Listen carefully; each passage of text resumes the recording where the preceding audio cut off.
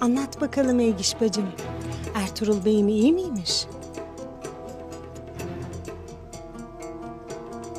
De hele. Neyi varmış aslan parçasının?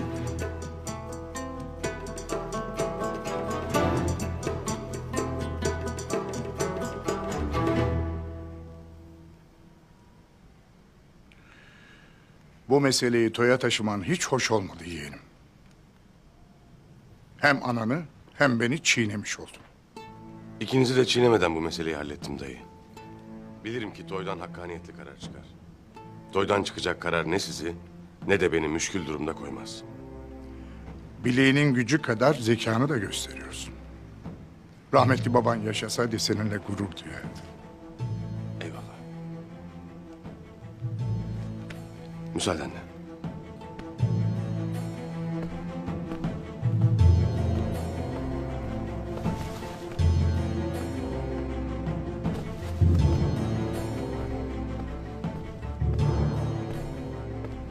Aytol'un anam haklıymış. Ayağımıza dolaşacak baba. Tadımızı tuzumuzu kaçıracak bu. Babasının verdiği vazifeyi istiyor. Lakin korkacak bir şey yok. Toydan çıkacak karara boyun eğecek. Ya toydan istediğimiz karar çıkmazsa? Ya kayı beyleri sorun çıkarırsa baba? Hatta kendi beylerimiz bile. O halde durma evlat. Elinden geleni yap.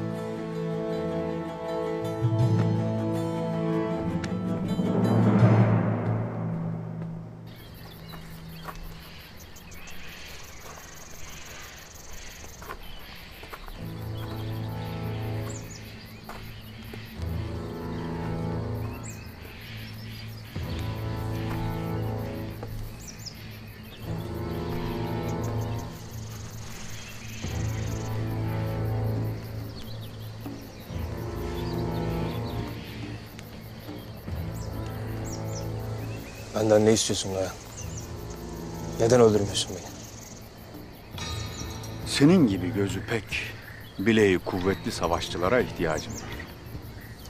Babama ihanet etmemi istiyorsun yani. Öyle mi? Hayır. Kayıların başında büyük bir komutan olman için sana fırsat veririm.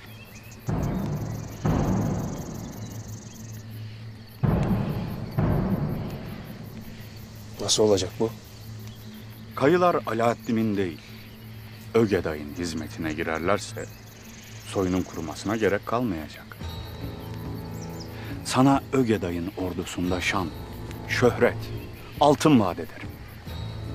Avratların en güzelini, atların en hızlılarını, pusatların en keskinlerini, sana cihanı fethedecek en büyük ordunun şanlı bir komutanı olmanı teklif ederim.